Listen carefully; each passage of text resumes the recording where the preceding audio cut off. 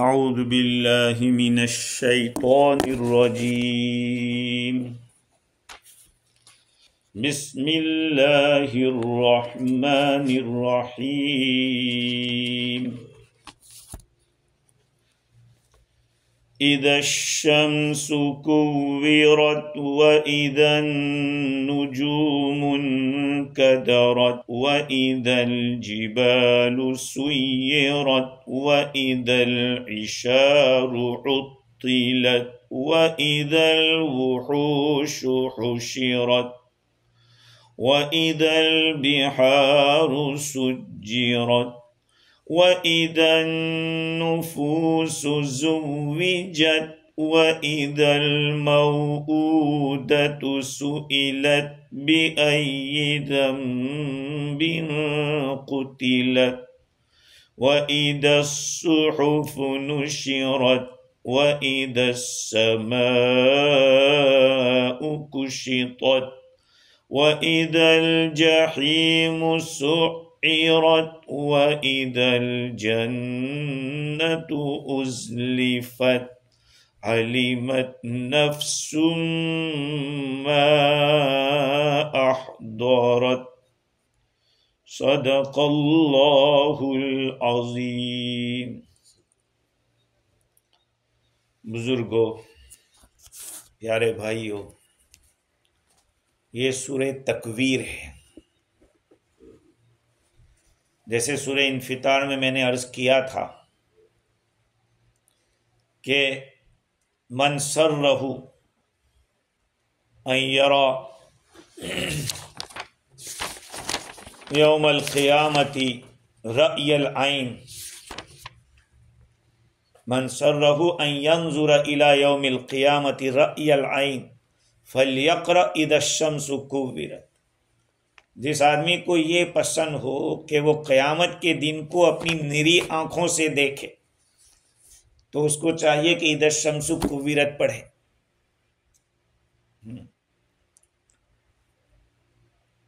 اور ایک حدیث شریف میں ہے، نبی اکرم صلی اللہ علیہ وسلم نے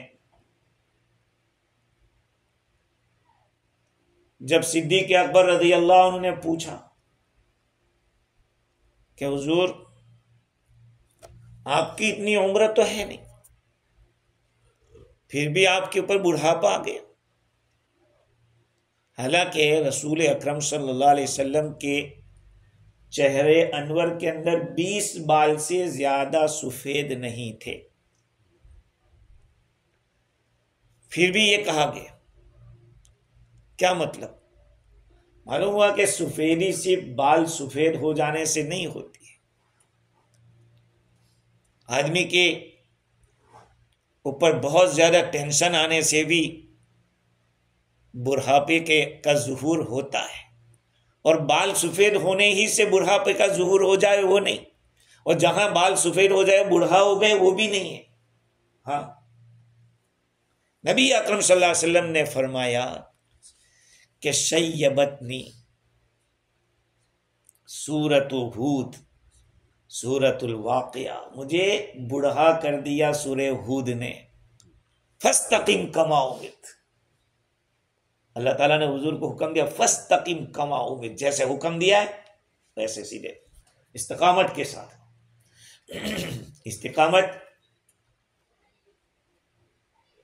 ایسا نہیں ہے کہ نماز ایک دن پڑھ لی، ایک عمل کر لیا، دوسرا عمل نہیں کیا، نہیں۔ استقامت اس کا نام ہے کہ پورا دین کے اوپر جیسا تقاضا ہے ویسا، اور یہ بہت مشکل کام ہے۔ ہاں، ہر شعبے کو پانی پہنچانا۔ فاستقم کما امرت، تو قرآن میں آیا، کہا یہ سورہ ہود نے مجھے بڑھا کر دیا۔ سورہ واقعہ جس میں قیامت کے مناظر، سورۃ المرسلات والمرسلات عرفا، اس میں بھی قیامت، سورۃ عما یتساءلون، اور سورۃ اذا الشمس کورت۔ کہا ان صورتوں نے مجھے بڑھا کر دیا۔ اس صورت کا ماقبل سے ربط کیا ہے؟ اوپر صورت عبس ہے، عبس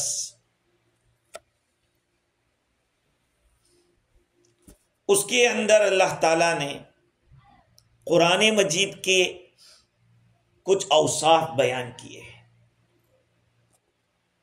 اللہ تعالیٰ نے صحف مکرمہ مرفوعۃ مطہرہ بأیدی سفرہ کرام بررہ، یہ قرآن کے بارے میں اللہ تعالیٰ نے بتلایا۔ اس سورہ تکویر کے اندر بھی اللہ تعالیٰ فرماتے ہیں کہ انہ لقول رسول کریم ذی قوت عند ذی العرش مکین مطاع ثم امین، یہ قرآن مجید کے بارے میں اللہ تعالیٰ نے فرمایا۔ اسی طرح سے سورہ عبس وتولی کے اندر اللہ تعالیٰ نے قیامت کا منظر قائم کیا، یوم یفر المرء من اخیہ وامہ وابیہ وصاحبتہ وبنیہ،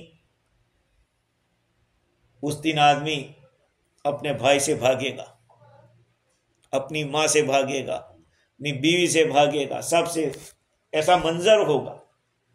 قرآن نے بھی یہ سورہ تکویر کے اندر شروع کی 12 آیتوں میں جو منظر قائم کیا ہے وہ اسی قیامت ہی کے منظر کو بیان کیا ہے۔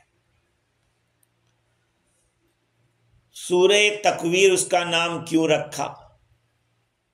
دیکھو اللہ تعالیٰ نے یہاں 12 حادثے بیان کیا ہے، 12 انقلاب، قیامت کے وقت جو انقلاب آئے گا وہ 12 قسم کے انقلاب بیان کیے، جس میں 6 کا تعلق دنیا کے ساتھ ہے، 6 کا تعلق، اور انسانی جسم کے ساتھ اس کا تعلق ہے، عالم دنیا اور جسم انسانی کے ساتھ اس کا تعلق۔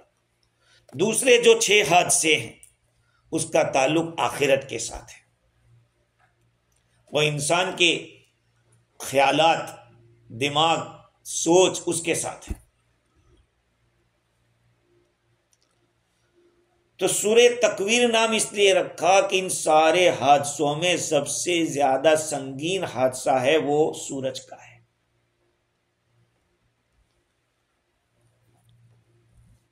کیوں اس کو سخت کہا؟ دیکھو آدمی پر جب حالات آتے ہیں نا، حالات، تو آدمی کے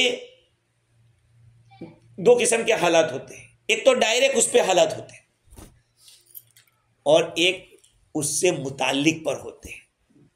تو جو ڈائریکٹ حالات آتے ہیں نا وہ بڑے سنگین ہوتے ہیں۔ مثال کے طور پر ایک آدمی کا مال ہے اور ایک آدمی کی جان ہے۔ جان اور مال میں مقصود کون ہے؟ مقصود کون ہے؟ جان ہے، اس لیے کہ مال آدمی خرچ کر دے گا جان کو بچانے کے لیے،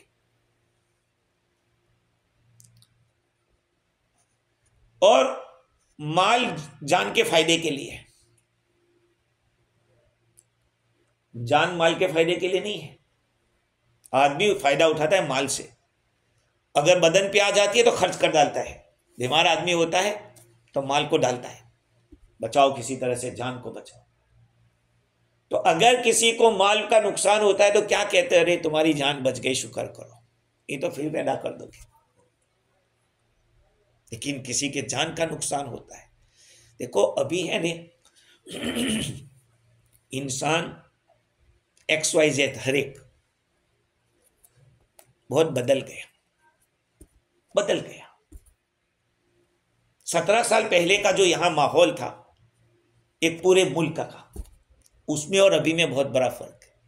اور اس سے پہلے ہمارے انڈیا کے اندر سنا ہے کہ فیجی میں بھی یہ تھا، اگر کسی کا بیل مر جاتا ہے تو لوگ اس کے گھر بیٹھنے کے لیے جاتے تھے، بیچارے کا ایک بیل مر گیا، اتنا بڑے نقصان ہو گئے۔ آج انسان مر جاتا ہے فکر نہیں۔ اس زمانے میں لوگوں کے دل ایسے تھے کہ اگر کسی کا جانور مر جاتا، اس پہ ایسی تکلیف آ جاتی تو پورا گاؤں پہنچ جاتا تھا کہ یار بیچارے کو بڑی تکلیف ہو گئی، تعزیت کے لیے ہوتا تھا نا۔ اب یہ ہے کہ بہت زیادہ، یعنی مطلب کہ دلوں کے اوپر ایسے بدلاؤ آ گئے۔ تو سورہ تکویر نام اس لیے رکھا کہ سورج کی ذات کے اوپر جو آ رہا ہے، اذا الشمس کورت، سورج کو بے نور کر دیا جائے گا، جب سورج لپیٹ لیا جائے گا تو بعض دفعہ حادثے ایسے ہوتے ہیں کہ جس کا کوئی دوسرا حادثہ معارض نہ ہو، اس کے مقابلے میں کوئی اور نہ ہو، تب بھی اس کو بڑا کہتے ہیں، کیونکہ جب معارضہ ہو جاتا ہے تو شدت ختم ہو جاتی ہے۔ مثال کے طور پر ایک آدمی وہ جان کو خطرے میں ڈال رہا ہے، بھئی کیوں کا ڈال رہا ہے؟ کا کچھ ملنے والا ہے، مال ملنے والا ہے، تو مال ملنا یہ ایک معارض ہے، مقابلے والی چیز ہے، اور ایک جان کا خطرہ کھیل رہا ہے اس لیے کہ مال کے لیے، تو اب یہ مال کے حاصل ہونے کا جہاں امکان ہے وہاں جان کو ہٹے ہوئے ڈال پہ کود پڑے گا تو وہ ہلکا ہو جائے گا، کہ کمانے ہی گیا تھا۔ ہاں، تو اس سے بھی شدت کم ہو جاتی ہے۔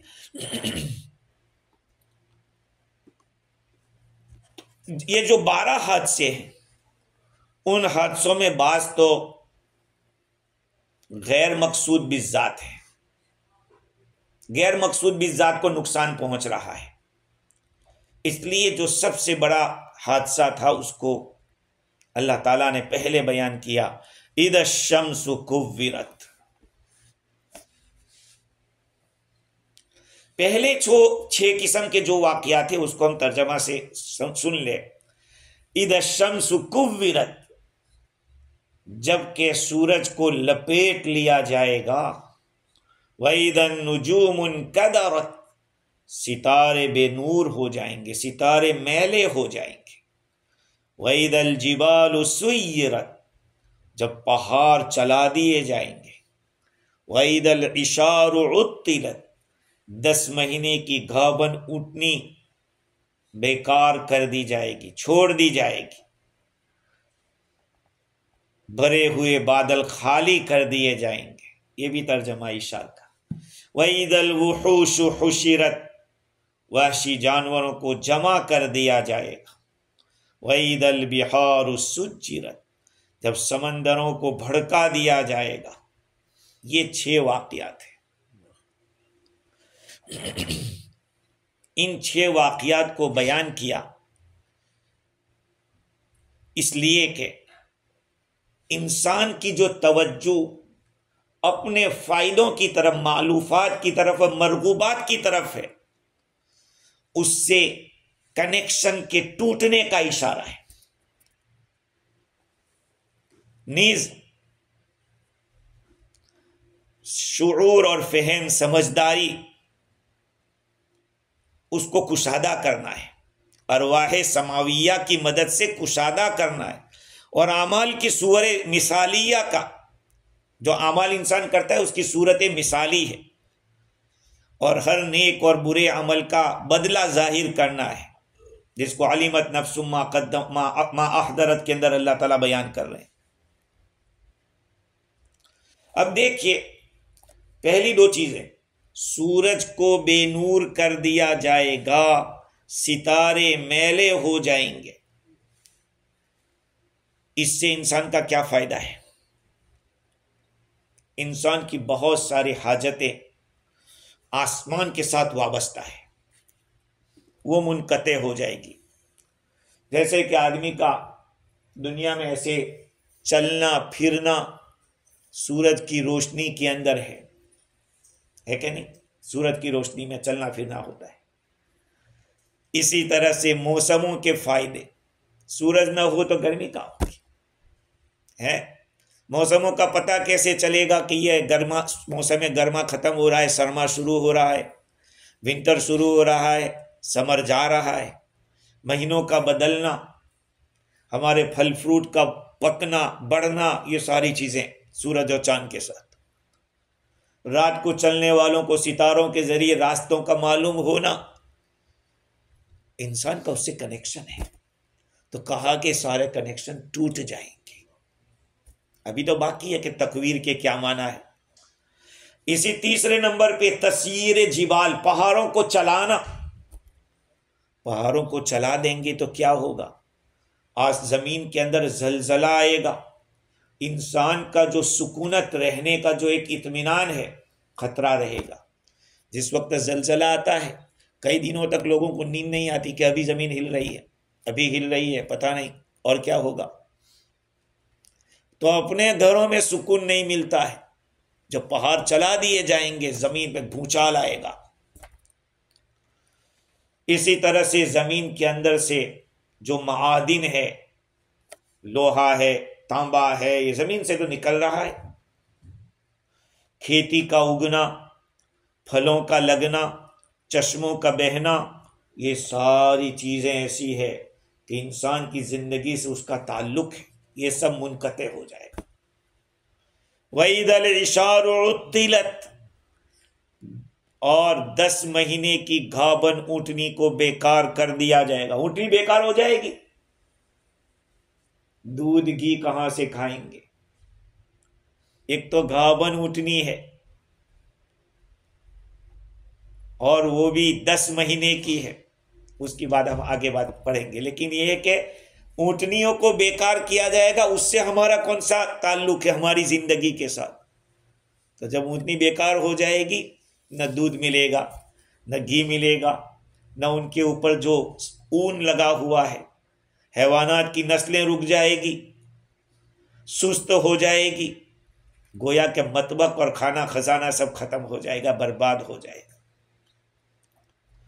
وَإِذَا الْوُحُوشُ حُشِرَتْ، جانوروں کو جمع کر دیا جائے گا. جب جانور جمع ہو جائیں گی تو شکار کرنے کہاں جائیں گے؟ جب ہرن ویرن سب جمع ہو جائیں گے تو شکار کس کا کریں گے؟ تو لوگوں کی ہمتیں ختم ہو جائے گی. شکار کی بھی ہمت چاہیے. ہر ایک مچھلی نہیں مار سکتا. سمندر میں جاتے ہوئے لوگوں کو ڈر لگتا ہے. ہاں، ہر ایک نہیں رہ سکتا پانی کے اندر.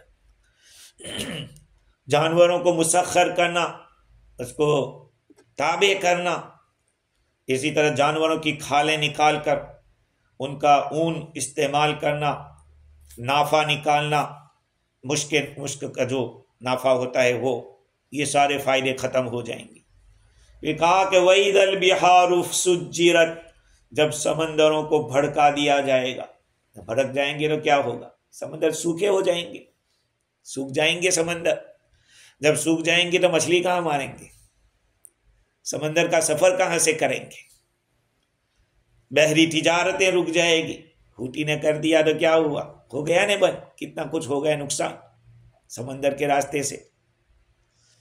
موتی، عقیق اور قیمتی چیزیں، عنبر، ایسی چیزوں سے لوگ مایوس ہو جائے.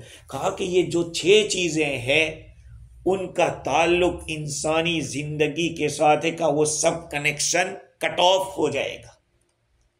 علمت نفس ما احضرت بعد میں آ رہا ہے. تو پہلے یہ 6 چیزوں کو اللہ تعالیٰ نے بیان کیا. اذا الشمس کورت، جب سورج کو لپیٹ لیا جائے گا. لپیٹنے کے اندر کیا ہوتا ہے؟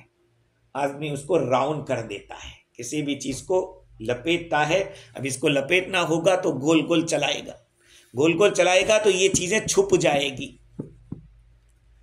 یہ چیز جو اوپر کی وہ چھپ جائے گی، سامنے نہیں آئے گی. جیسے امامے کی لپیٹ ہوتی ہے، امامہ جو باندھتے ہیں، تو اس میں بھی ایسا ہوتا ہے. حدیث شریف میں ہے نعوذ باللہ من الحور بعد القور، نعوذ باللہ من الحور بعد القور، یعنی الفت کے بعد بکھرنے سے پناہ مانگتے ہیں. حور لوٹنا، کور کے معنی لپیٹنا. لپیٹنے میں آپس میں کیا ہوتا ہے؟ ملاپ ہوتا ہے. اب ملاپ کے بعد لوٹنا یعنی بکھر جانا. پھر یہ دعا حضور صلی اللہ علیہ وسلم نے یہ فرمایا نعوذ باللہ من الحور بعد القور، لپیٹنے کے بعد پھر بکھرنا، اس سے ہم اللہ کی پناہ مانگتے ہیں. محبت کے بعد نا اتفاقی کا ہو جانا، اس سے پناہ مانگتے ہیں.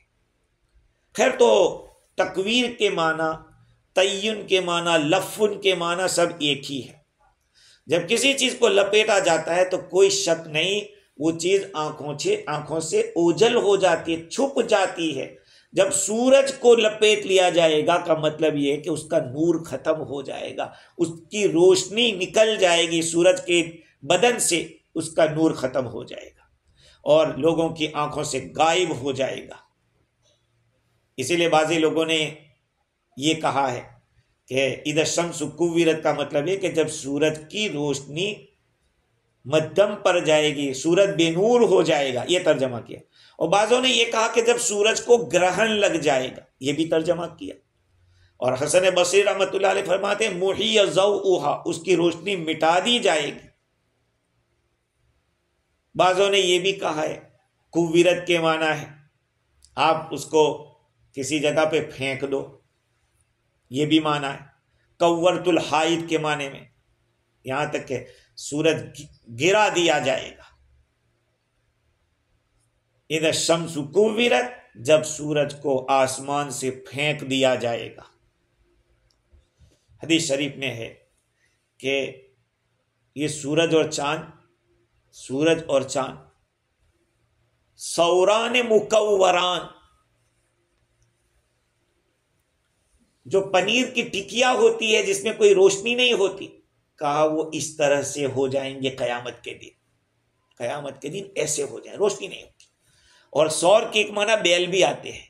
تو دوسری ایک حدیث میں ہے کہ سوران عقیران، سورج اور چاند ایسے ہو جائیں گے جس کے جیسے کہ جس بیل کے پاؤں کاٹ دیے گئے ہو کہ کوئی حرکت نہیں کر سکتا۔ کہا اسی طرح سے سورج اور چاند کو قیامت کے دن بے حرکت کر دیا جائے گا۔ تفسیر کبیر کے اندر ایک روایت ہے حضرت ابو ہریرہ رضی اللہ تعالیٰ عنہ کی کہ رسول اکرم صلی اللہ علیہ وسلم نے فرمایا کہ سورج اور چاند یہ دونوں جہنم کے قیامت کے دن جہنم کے اندر دو بے نور ٹکیا کی طرح ہوں گے۔ تو حسن بصری رحمۃ اللہ علیہ نے پوچھا کہ وما ذنبہما، ارے بھائی ان دونوں کا کیا قصور ہے، ان کا کیا گناہ ہے کہ ان کو جہنم میں ڈالیں گے؟ حضرت ابو ہریرہ رضی اللہ تعالیٰ نے جواب میں فرمایا انی احدثک عن رسول اللہ صلی اللہ علیہ وسلم، میں تمہیں حدیث بیان کر رہا ہوں، اس پہ سوال کر رہے ہو، یعنی حدیث آ گئی چپ چاپ سن لو، اب تمہارے دماغ میں آوے یا نہ آوے۔ لیکن اب سوال تو یہ ہے کہ بھئی ان دونوں کا کیا قصور ہے؟ تو اس کا ایک جواب یہ ہے کہ یہ دونوں چیزیں مخلوق ہیں، جامد ہے، اس میں کوئی جان نہیں ہے۔ یہ جب جائیں گے جہنم میں تو جہنم کی آگ اور گرم ہوگی، جہنم کو بھڑکانے میں اور کام لگیں گے یہ دونوں، اس لیے ان کو وہاں پہ ڈال دیں گے۔ ہاں، اذا الشمس کوورت واذا النجوم انکدرت، جب ستارے میلے ہو جائیں گے۔ ابھی کل تو ہم نے پڑھا تھا 2 دن پہلے کہ وَإِذَا الْكَوَاكِبُ انتَثَرَتْ، جب ستارے بکھر جائیں گے، اور یہاں کہہ رہے کہ جب ستارے بے نور ہو جائیں گے، میلے ہو جائیں گے۔ کیا مطلب؟ وہ آیت کو معنی کیا یہ کہا دونوں صحیح ہے، پہلے گریں گے اور گرنے کے بعد ان کی روشنی ختم ہوگی۔ تو سورہ انفطار میں جو بات بتلائی وہ بگننگ آف دا اسٹوری ہے، اور یہ اینڈ آف دا اسٹوری ہے، آخر میں ان کے اندر کوئی روشنی نہیں رہے گی۔ اللہ تعالیٰ کا کلام ہے، قرآن ایک ایسی چیز ہے کہ اس کے ایک ایک لفظ میں حکمت ہے۔ دیکھو وہاں پہ کواکب کا لفظ تھا وَإِذَا الْكَوَاكِبُ انتَثَرَتْ، یہاں پر نجوم کا لفظ ہے وَإِذَا النُّجُومُ انْكَدَرَتْ۔ کیسے ایسے فٹ اللہ تعالیٰ کی شان ہے کہ وہ ایسی ایسی بات بیان کی کہ عقلیں حیران ہے۔ چونکہ نجوم کے اندر روشنی کا معنی ہے، ستارے کے اندر روشنی کا معنی ہے، نجوم کے اندر لفظ نجم کے اندر ستارے روشنی کا معنی ہے۔ تو روشنی کے لیے وہی لفظ مناسب تھا جو روشنی ختم کرے، تو ان قدرت کا لفظ لائے کہ جہاں بے نور ہونے کا معنی ہے، اور کواکب کے اندر جمنے کا اور ٹھہرنے کا معنی تھا، تو اس کے لیے نہ ٹھہرنے والا لفظ انتصرت لائے، بکھرنے کا معنی۔ عیسیٰ عبدالعزیز دہلوی رحمۃ اللہ علیہ نے لکھا وَإِذَا النُّجُومُ انْكَدَرَتْ، جب ستارے میلے ہو جائیں گے۔ کیسے میلے ہو جائیں گے؟ تو خلیل کہتے ہیں، جو نحوی ہے وہ کہتے ہیں کہ کہا جاتا ہے عربی میں انقدر علیہم القول، بات ان کی تھوڑی بگڑ گئی، بات ان پر بگڑ گئی، ایسا لفظ عربی میں بولتے کا، اسی سے یہ لفظ بھی آیا ہے جب وہ ایک ساتھ ایک کے بعد گریں گے کا اس کو بتلایا ہے۔ اور عطا قلبی کہتے ہیں کہ آسمان ستاروں کو اس دن برسائے گا، آسمان سے برسائے گا۔ کتنے ستارے ہیں، کتنے ستارے ہیں۔ رات کے وقت آدمی جب انڈیا اور ایسے ہمارے ایسے ملکوں میں آپ دیکھو تو ستارے اتنے دکھتے کہ آدمی شمار نہیں کر سکتا۔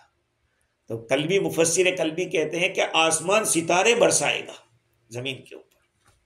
اور ابن عباس رضی اللہ تعالیٰ عنہ کی روایت حضرت عطا نقل کرتے ہیں، اس کو شاہ صاحب نے لکھا کہ یہ ابن عباس ان کی روایت ہے۔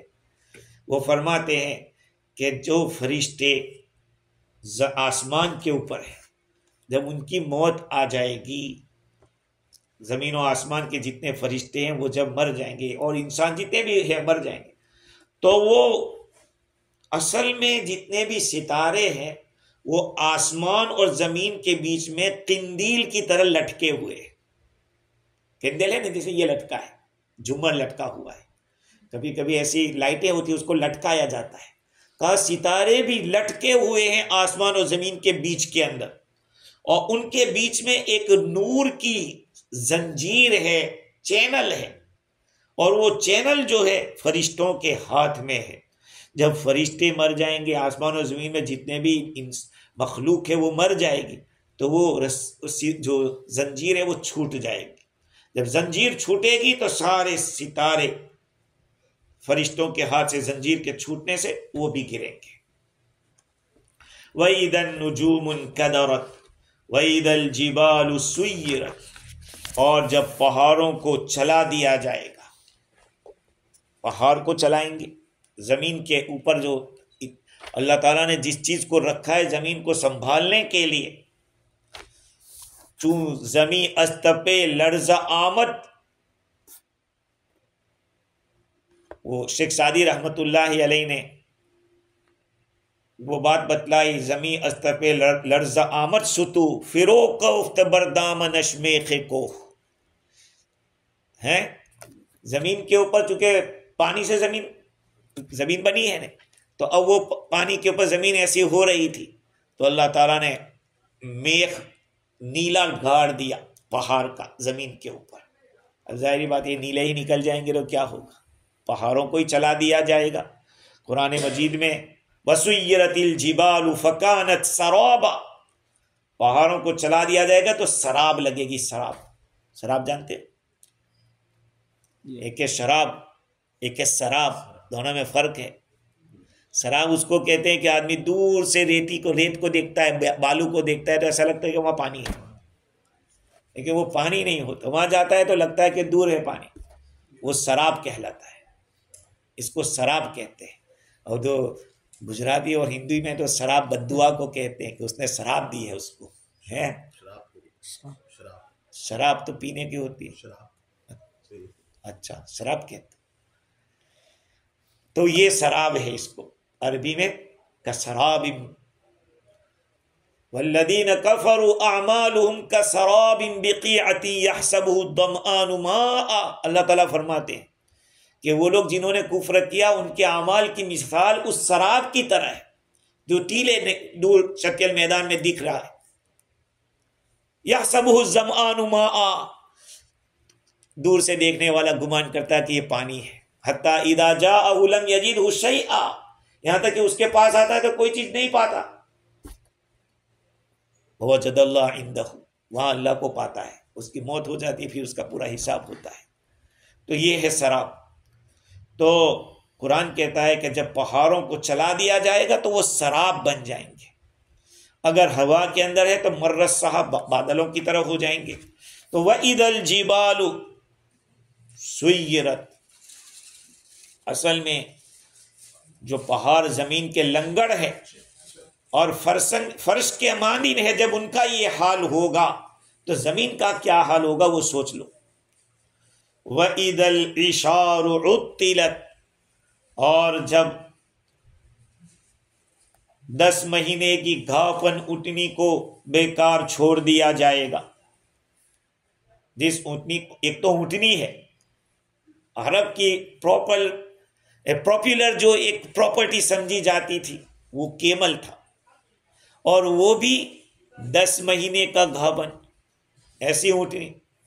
اس میں انٹرسٹ لوگوں کو رہتا ہے دو وجہ سے.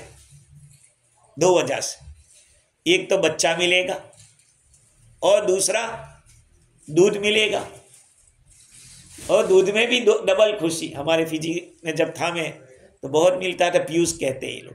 اب گجراتی میں ہم لوگ بڑی کہتے ہیں، پتہ نہیں یہاں اس کو پیوس کہتے ہیں نا.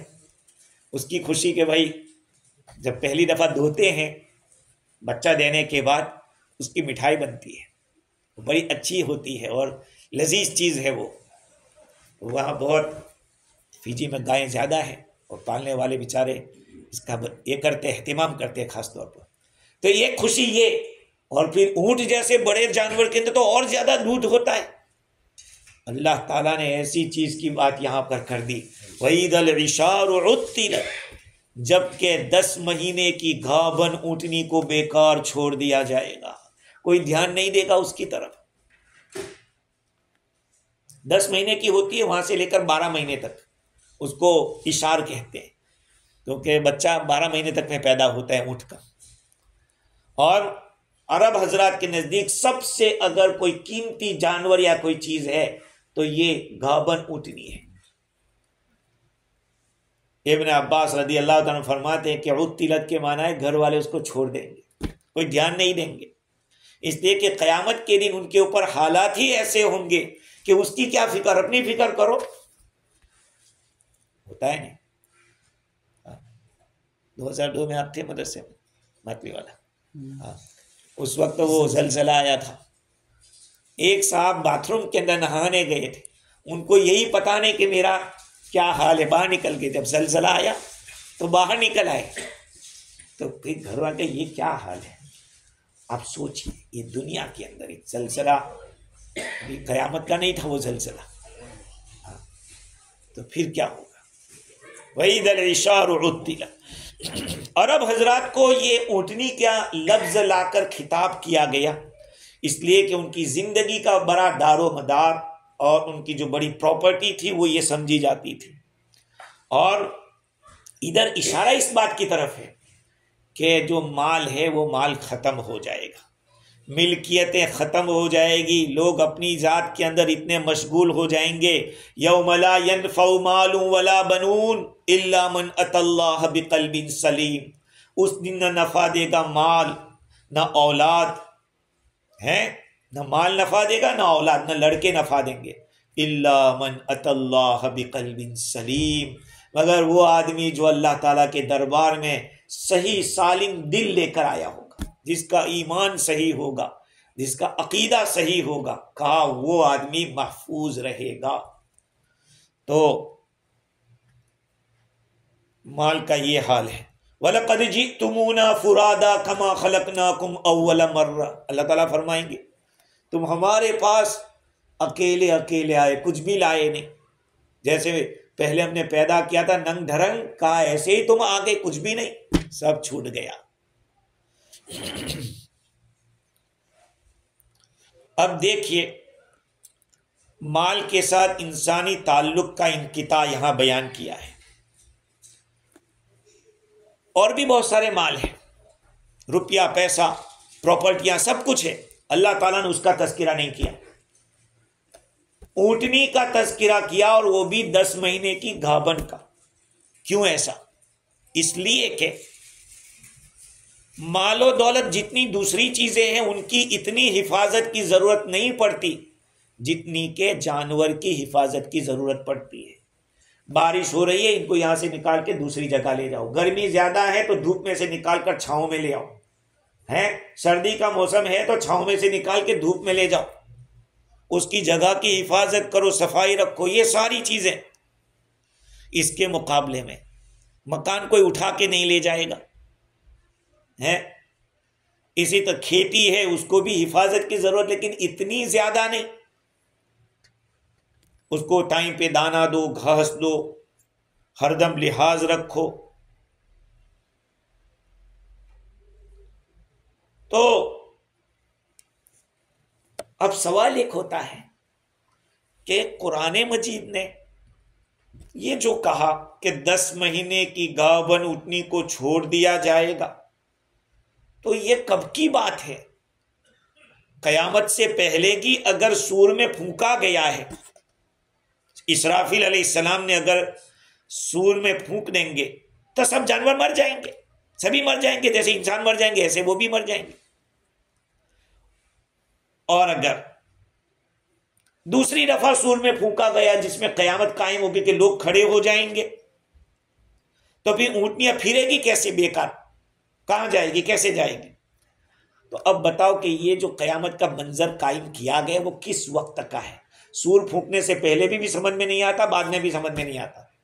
شاہ عبد العزیز دہلوی رحمۃ اللہ علیہ فرماتے ہیں کہ بعض لوگوں نے اس کو یوں کہا کہ گیس کرو، سوچو، ایسا منظر ہوگا کہ اگر کسی کے گھر پہ 10 مہینے کی گھابن اونٹنی ہوگی اس کی بھی آدمی کو پرواہ نہیں ہوگی، حالانکہ آدمی ہر حال میں سفر میں بھی اس کا خیال کر کے جاتا ہے، بھائی دیکھنا یار اس کو 10 مہینے تک ہم نے اس کو سنبھال کے رکھا ہے، اب تو بالکل پھل کاٹنے کا وقت ہے، بچہ آئے گا اور دودھ ہمارے گھر میں فراوانی ہو جائے گی، آدمی فکر کرتا ہے۔ کہا کہ وہاں اگر قیامت آوے اور کسی کے گھر میں 10 مہینے کی گھابن اونٹنی کا، اس کو بھی آدمی خیال نہیں کرے گا، اس کو اپنی ہی اتنی پڑی ہوگی۔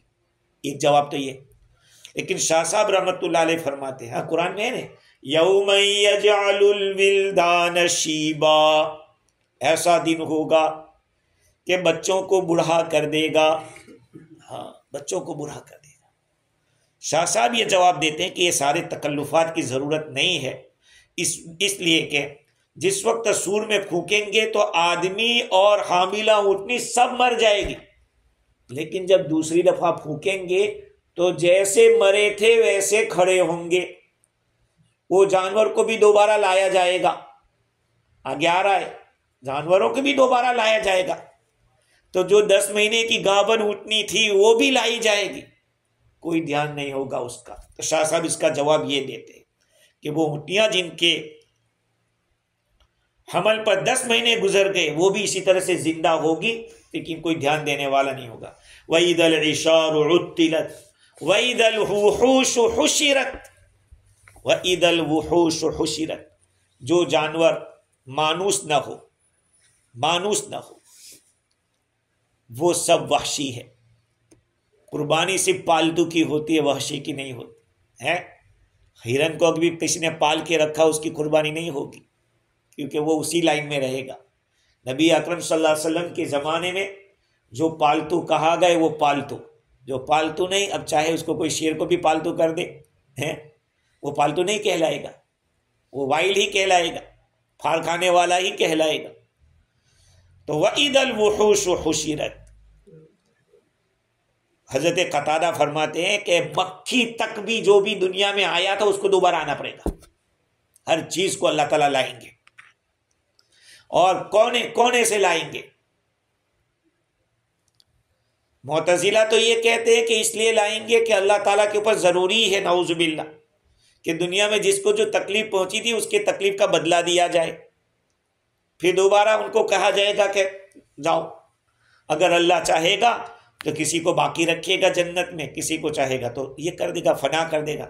لیکن اہل سنت والجماعت کہتے ہیں کہ اللہ پر کوئی چیز ضروری نہیں ہے، اللہ تعالیٰ ایسا کرے گا کہ سب جانوروں کو جمع کرے گا، تاکہ سینگ والی بکری نے یا سینگ والے جانور نے بغیر سینگ کے جانور کو اگر سینگ مارا ہوگا تو بغیر سینگ والی کو سینگ دیا جائے گا اور کہے گا کہ بدلہ لے لو، پھر کہا جائے گا کونو تراب، آ جاؤ، پھر وہ مر جائیں گے۔